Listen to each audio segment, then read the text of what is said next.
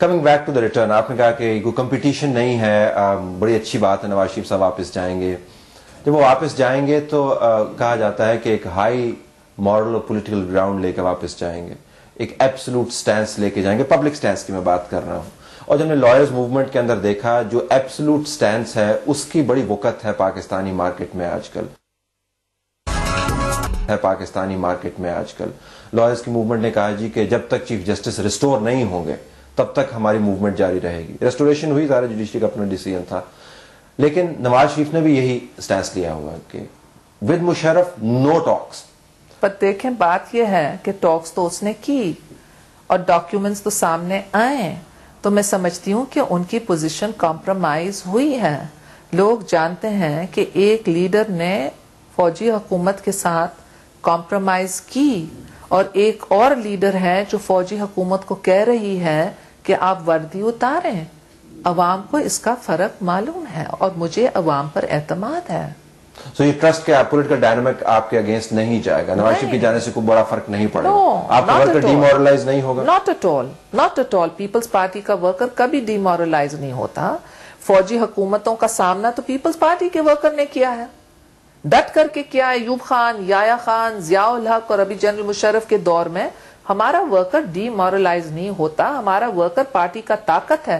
میں ایک خاتون ہوں، میں کیا کر سکتی تھی؟ میری طاقت کیا ہے؟ میری طاقت تو عوام نے دی ہے، پارٹی کے کارکنوں نے دی ہے. یہ اللہ کا کرم ہے کہ ہمارے پاس ایسے کارکن ہیں. I'm proud of them. اور جہاں تک آپ لائرز موومنٹ کی بات کرتے ہیں، I'm proud of our PLF which took part in that lawyers movement. Senator Latif Khosa کا سب سے پہلے سر پھٹا. لاہور ہائی کورٹ کا پریزیڈنٹ بھون صاحب جو تھے، سب سے پہلے جلوس جو نکلا وہ بھون صاحب نے جلوس نکالا. اور اگر پیپلز پارٹی کے وکلا PLF اس میں شامل نہیں ہوتے ہیں تو کیا معلوم کہ کتنا اس کے اندر ہوا پڑتی اور کتنا آگے جاتا ہے. Lawyers movement was beyond party loyalty. Of course it was. I concede it was. مگر وہ پہلے تیلی جو لگی، جیسے آگ شروع ہوئی، وہ پہلے تیلی تو پیپلز پارٹی کے لائرز ونگ نے کی. وہ تو لاہور کے اندر جو سب سے پہلے جلوس نکلا، بھون صاحب نے لاہور ہائی کورٹ پریزیڈنٹ نے نکالا. اس کے اندر سینیٹر لطیف کھوسا کا سر پھٹا. مہرین راجہ ہماری پارلیمنٹیرین کے عام کو ٹویسٹ کیا گیا. آپ مجھے دوسرے جماعت کے ایک پارلیمنٹری لیڈر کا نام دیں جن کے ساتھ یہ ہوا. بھون صاحب زخمی ہوئے ہیں، ہمارے اسلام آباد باپ پریزیڈنٹ زخمی ہوئے ہیں. آپ مجھے دوسروں کا بتائیں جن کے باپ پریزیڈنٹس ایسے زخمی ہوئے ہیں. 1 منٹ. اور جو لوگ شہید ہوئے ہیں 17 جولائی کو، وہ تو ہمارے ورکرز تھے.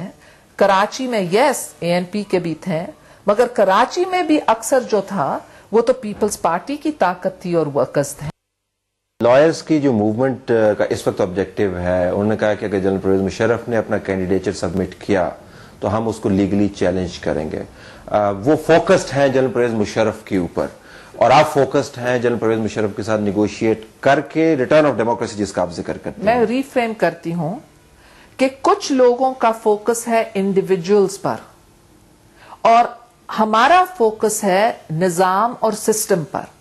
کیونکہ میں نے وہ دن بھی دیکھی جب ایوب خان کی حکومت گئی اور یایا خان کی مارشل لاء آئی.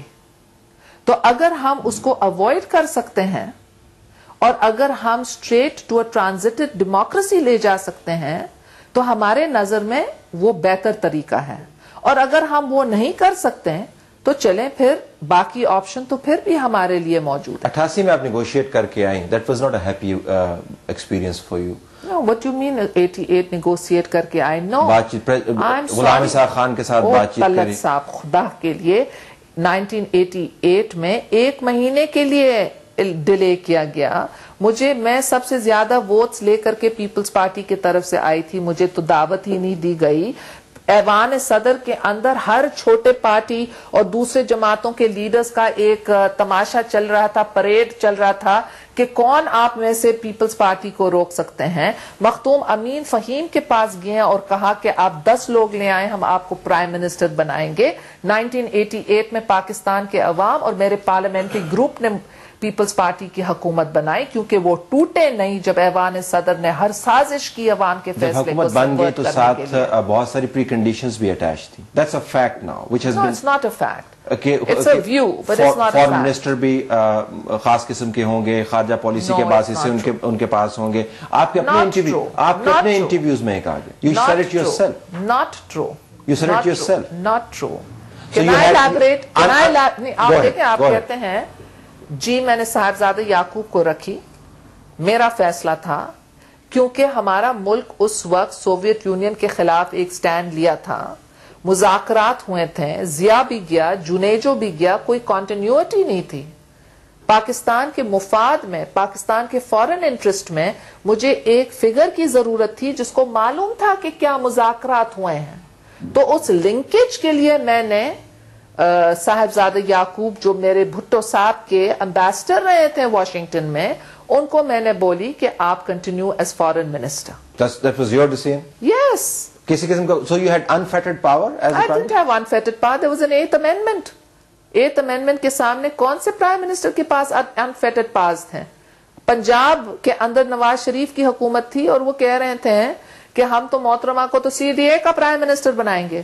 تو unfettered powers نہیں تھے, مگر پاکستان کے قومی لیڈر کی حیثیت سے اور پاکستان کے عوامی لیڈر کی حیثیت سے اور پاکستان کے نیشنل انٹرسٹ کے دفاع کرنے کے لیے میں نے اپنا آزادانہ ججمنٹ استعمال کی کہ ہمارے مذاکرات ابھی روس کے ساتھ جو ایک بڑا سپر پاور ہے نازک ماحول میں ہے.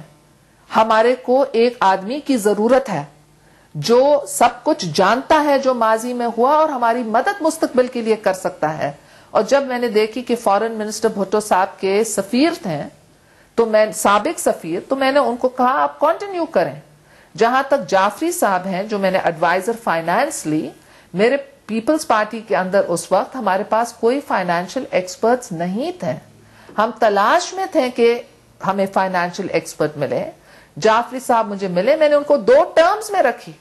لیکن فرسٹ ٹرم آپ نے چیف آف آرمی اسٹاف کو جمہوریت کا تمغہ بھی تو دیا تھا. ہاں میں نے دی تھی تمغہ.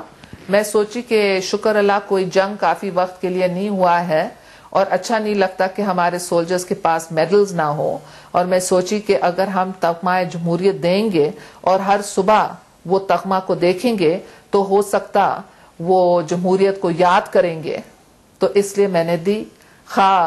جیسے میں نے آپ کو پہلے کہا کہ انسان کوشش کرتا ہے, کچھ کوششیں کامیاب ہوتی ہیں اور کچھ کوششوں میں اللہ تعالیٰ کا اور فیصلہ ہوتا ہے. جنرل پرویز مشرف کو بھی کیا آپ تمغہ جمہوریت دیں گے؟ نہیں, آپ دی ہوں گی, اس وقت سب آفیسر کو ملا تھا.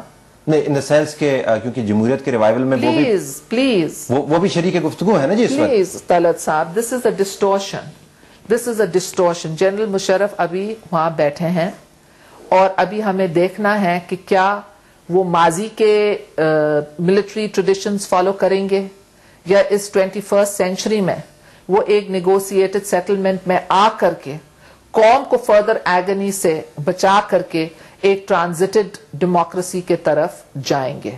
But as far as giving تمغہ آف جمہوریت, آئی ہیو گیون ون.